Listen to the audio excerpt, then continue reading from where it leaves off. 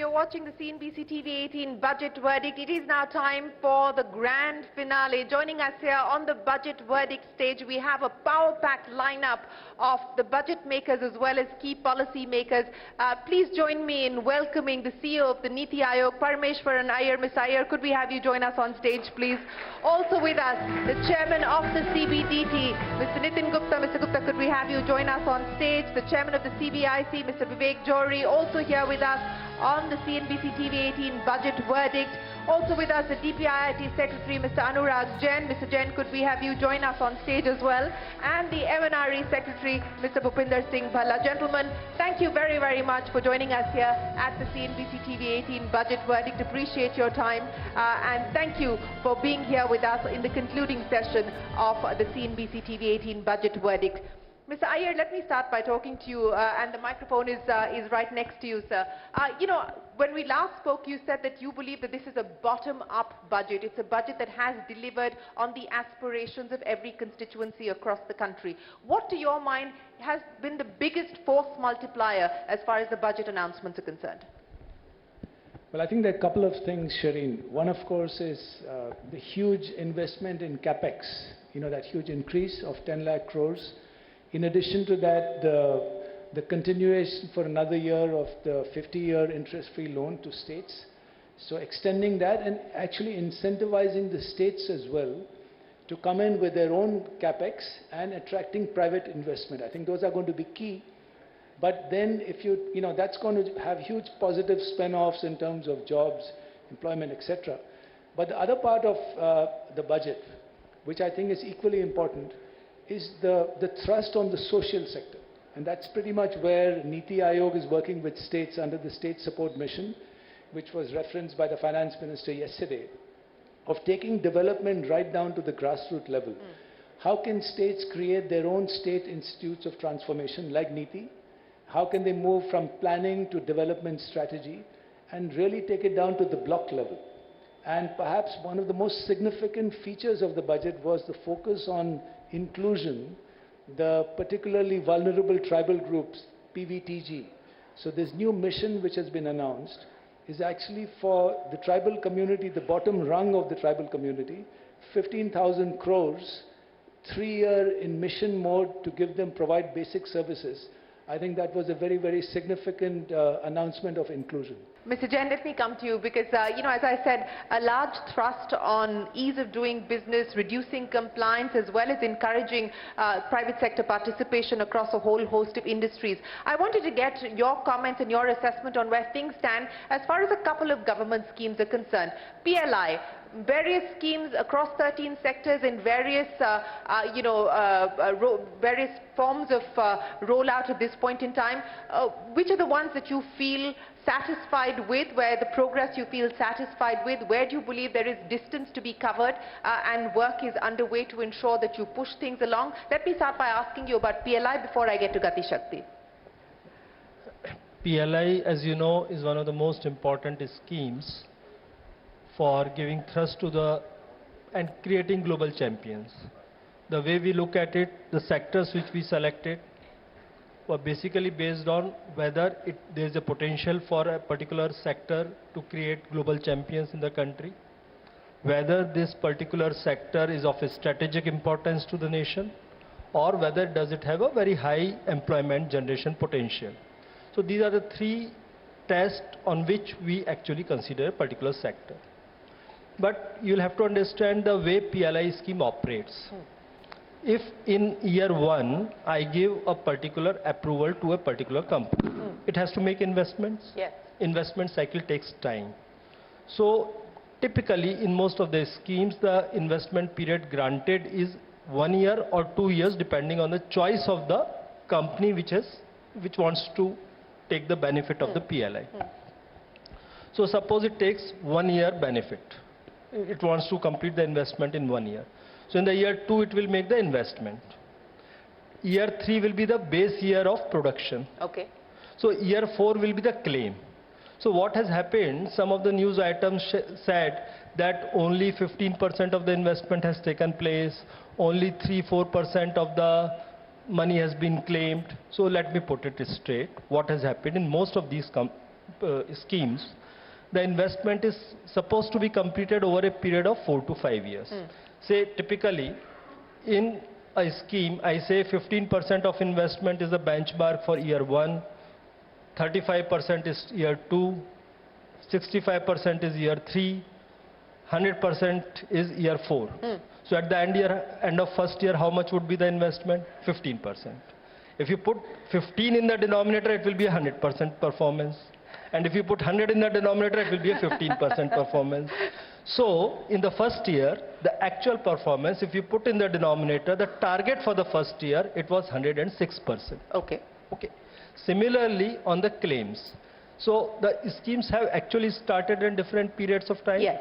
So this year, we expect by March that out of 14 schemes, 7 would have got their first claims, especially which were the early birds would make larger claims. So most of the schemes are by and large, there are certain minor hiccups which are there in implementation of any scheme. So concerned departments are continuously hand-holding all these investors, and I hope that, the way CEO Diti and I, we normally coordinate and review at our level, and then there's an empowered committee which is chaired by the cabinet secretary, that also reviews. Invariably, it's only minor hiccups, no major hiccups.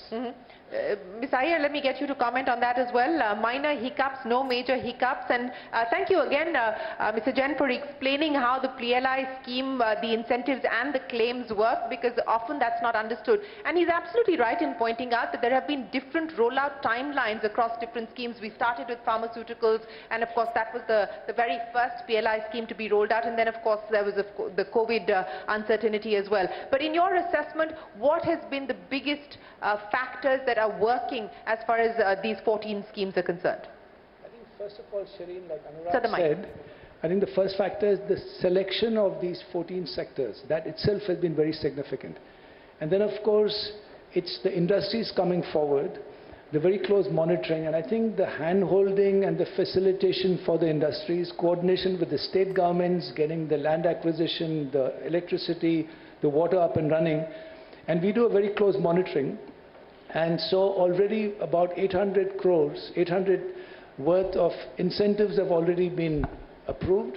We expect 3,000 to 4,000 crores before the end of March. And of course, the earlier sectors, pharma, mobiles, they're moving quicker. And I think others are learning from that process. So it's well underway, and we're very optimistic about how this program is going to transfer made in India and manufacturing in strategic sectors in India.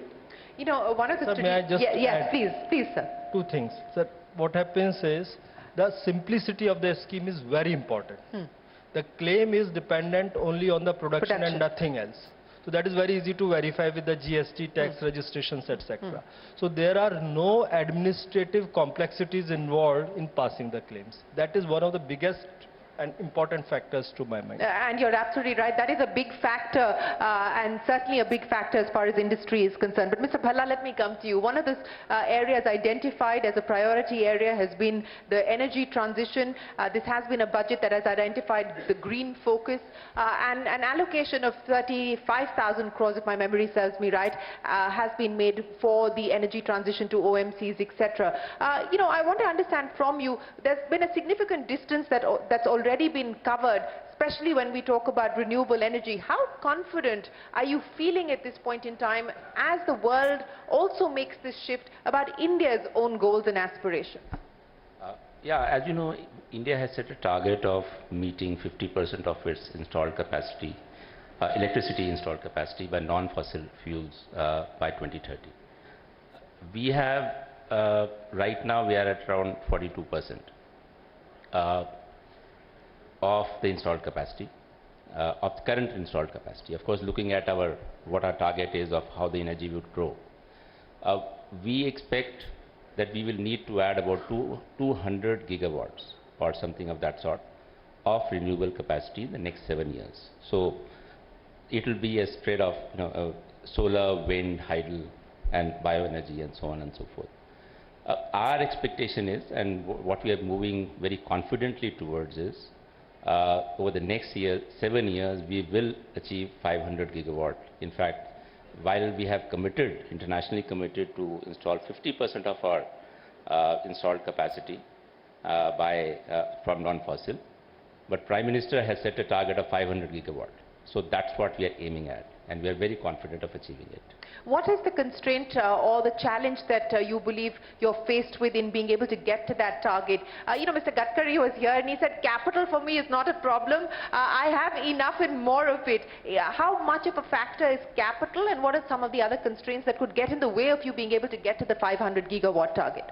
See, if you do the numbers, I mean, we have estimated that we will need about 23 lakh crore of investment in renewables for the next 7 years to reach the target.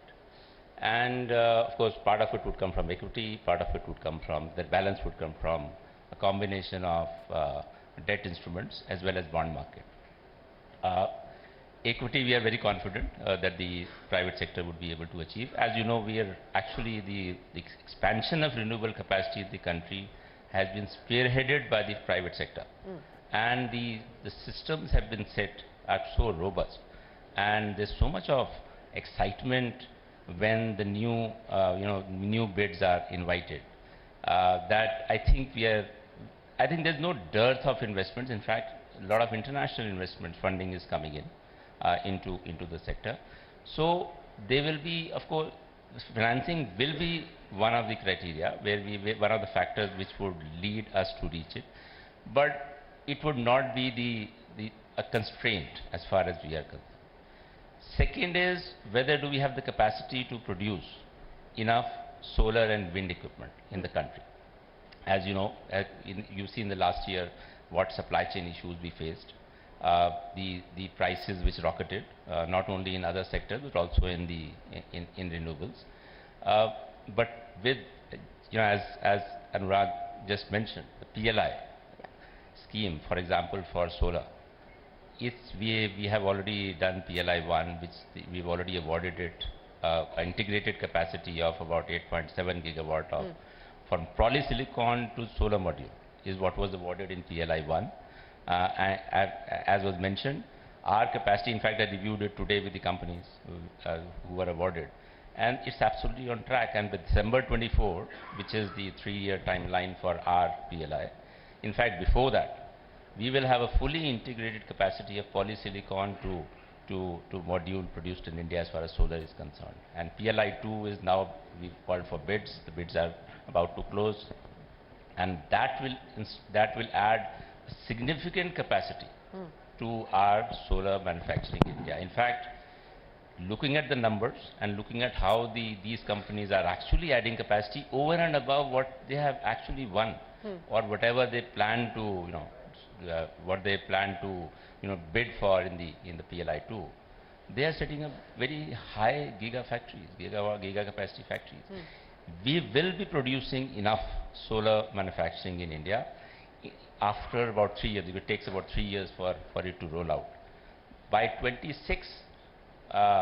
year 2026, we are expecting that we will be producing enough solar manufacturing in India to not only cater to our requirement, but also to export.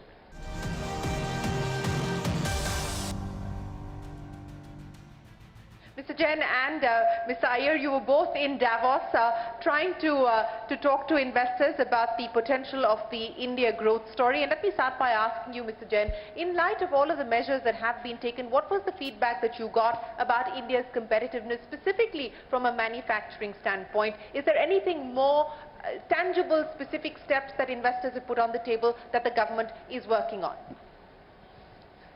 I think this will be a pretty longish answer if you can, but... Is that a long list of demands that has been made? No demands, the kind of work which has been done. So first and foremost, I would say the kind of structural reforms which have happened, the policy governance reforms which have happened, add on that the rule of law which we have in our country, add on to that demographic dividend, add on to that the best part, talented youth of the country.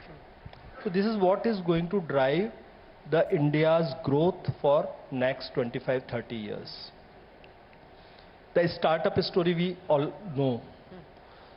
So all this growth will be driven by, to our mind, knowledge, innovation and sustainability. And our startup ecosystem is doing fantastically well on all these. They are providing frugal and innovative solutions to all these problems. So if you are solving a problem for India's scale, you are actually solving global problems. Next 4 billion people in the world, they are looking to those solutions. Like India's public digital infrastructure. That's marvelous. I don't need to get into this. That is something which is absolutely unique. Nowhere else in the world you have something similar. We have based all our systems on presence-less, cashless, paperless kind of systems. Plus, it is based on open source, open platforms, open network. So what happens? Any new startup or any new person who wants to start his business, he can plug into this existing ecosystem. Rest of the ecosystem is provided by the existing system.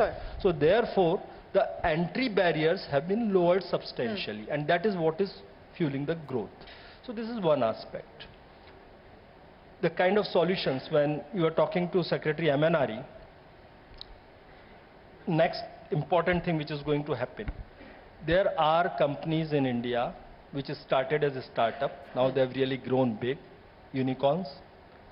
The cost of 24/7 energy based on renewable energy, can you guess? 6 cents. Wow. This will excite the whole world. They have come out with designs. They are taking the renewable energy, solar, wind, everything, and using the pump storage with their improved efficiency design, which gives 81% efficiency.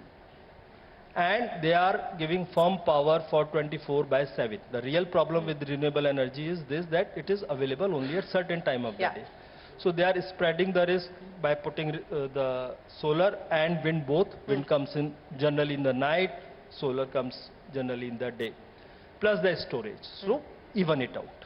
So these are kind of solutions which are coming. You talk of anything, what India's startup ecosystem or young entrepreneurs are doing, it is pretty exciting. So it is a technological revolution which is happening in India. So most of the people are looking towards India as the real next place to invest in. I mean, you would have heard the stories from IMF that as the brightest. So all those things are happening. So most of the people were excited in Davos. They were looking up to India to invest. And when we ask, there are very, very minor issues like FDI policy. India is one of the most open economies. The list where you cannot invest is not there, where you need government permission or you cannot invest 100%. That is just less than a page. So I can tell you with confidence that India's FDI policy is one of the most open FDI policies. You know, you spoke a lot about startups, sir, and this is a subject close to my heart. I've been tracking it for 22 years now. So one of the big asks from the startup ecosystem is this business of linking the certification by the DPIIT that clears you to actually be qualified as a startup and then avail of the kind of benefits that the government is willing to put on the table. That process is taking very long. There are very few certified startups. When can we see that change? That we have tried to improve the process. Earlier there was one committee which was taking it. So till about 3 months back, there are 2 major advantages which they are looking for. There are 3 levels of certification. First level of certification is that you just file and it's automatical, you get it automatically. So there are about 88,000 startups which have been registered. So there's no problem in that. Second registration is for angel tax, 56(2). There was some news items today that that has been done away. People are nervous about it. No, it's just been parity. The non-residents have been brought. No. The problem came from somewhere. So therefore, I would like to make that clear also on this count, that there is no change as far as startups are concerned. Anyone which has got a recognition of DPIIT for investing into that particular startup, the exemption under 56(2) continues. Correct. So that is there. So under that, more than 7,000 have got registered. There's absolutely no issue for 56(2). So first registration, which gives you benefits like GEM, startup, exemption from experience, net worth, turnover, criteria for participating in government tenders, that's available to everybody. The 7,000, I am sure there is absolutely no hiccup. When you apply, you get it automatically. So it is only that the rest of the people have not gone to that stage where they want angel investors to come in or whatever. The last one, which was for 80 IAC. Yeah. So by very nature also, 80 IAC is something which not many people apply because they have to grow big before they apply. Right. But still our process was slow, and that was a complaint. Against about 2,500 applications, only 400 odd had been cleared. So what we did, we have now created 10 parallel boards to improve the speed. So in the matter of last 2 months, the approvals have gone up from 400 odd to about 1,200. And hopefully by March or April, we would finish the 100% pendency because we have multiplied our force by 10 times. 10 times, well. And by taking the benefit of the experts in the ecosystem. Right. So we have divided the work into 2 parts. One, people who look at the innovation part. One who look at the genuineness of the company. Both the inputs come, our committee automatically approves it. Well, that's good news, and that certainly is going to be relief to many who are waiting for that clearance. But Mr. Iyer, you know, the sectors that you believe at this point in time are poised to be able to attract foreign capital specifically. Of course, the hope is domestic capital will start to flow in as well. But really, from a manufacturing standpoint, in the conversations that you had, where do you believe we're likely to be able to draw in the investment? Well, Shireen, as I think Anurag has stolen most of my thunder on Davos. He's already said whatever needs to be said. But in the many private conversations which I had and all of us had, there's huge excitement about investing in India. And, you know, the sectors are the sunrise sectors, but in particular in the digital space, in green energy, there's huge enthusiasm. And I think for a couple of reasons. One is India's credibility in terms of delivering large projects at scale on time. So I think this government has got a phenomenal track record of delivery on the ground. And whether you look at infrastructure, you look at the 70,000 kilometers of road, the numbers are very big. And that was hugely impressive for many people who hadn't really understood the delivery at scale. 400 million bank accounts. You look at 2 billion vaccinations. And the ability to do this with quality and on time, I think that was very, very impressive, and that resonates. But the sectors are the usual. In addition to that, on the energy front, you know, our record in terms of our NDCs, we are actually walking the talk on our climate commitments, unlike many other countries in the world. And I remember that discussion you moderated on looking at the whole, moving from looking at the adaptation. Mitigation to adaptation, yes. Exactly, mitigation to adaptation, which was put on the table at Sharm el-Sheikh. So again, on that front as well, I think there's a lot of confidence that, particularly now with India hosting the G20 presidency, the importance of putting these issues on the table, the ability for India to lead the global south, these were all issues which really resonated. In particular, what really excited them was the sort of alternate climate agenda put forward by the Prime Minister on lifestyle for the environment, of how India can lead the world in walking the talk on climate. Mr. Jain, you know, the expectation was that we would hear from the Finance Minister about the progress of the Gati Shakti program in the budget, but that wasn't the case. So let me address that issue with you on where things currently stand as far as the Gati Shakti plan is concerned, what you've been able to do in terms of speeding out infrastructure development, cost savings, time savings as well. I think the budget was Gati Shakti budget. What is PM Gati Shakti? PM Gati Shakti is basically improving the infrastructure for logistic efficiency. So the allocation going up to 10 lakh crore, I mean, sir has already spoken, so I will not repeat all that.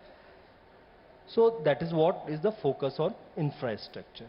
What is PM Gati Shakti? PM Gati Shakti is way of operationalizing your schemes in a manner which is whole of government approach, sharing of data using technology, designing, I mean it's planning and decision making being much faster, much better in quality. That is what is PM Gati Shakti. So what we have done on PM Gati Shakti platform, we have 1600 GIS layers, which have all kinds of things. You have a 3D visibility of the earth, you have visibility of existing infrastructure, the road, rail, the water canals, the gas pipelines, the telecom lines, etc., whatever infrastructure.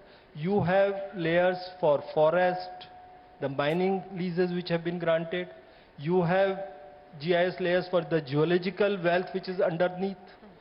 So while you are planning your alignments for the infrastructure, you can make an optimized decision making.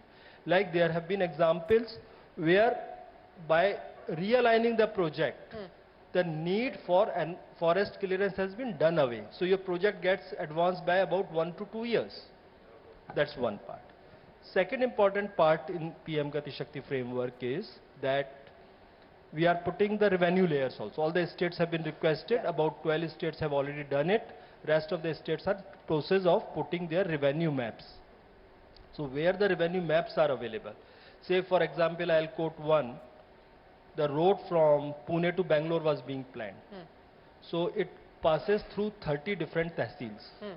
So 30 tehsils means to create a land acquisition case, you have to go to different 30 tehsils if you go work the traditional way. Each case has to be made village-wise, so you finalize your alignment, you put on the map, find out who is the owner, and then come out. So it typically takes about 6 months to 1 year just to prepare the land acquisition case. Now, because the revenue maps are superimposed, actually it is a matter of hours that the output comes out.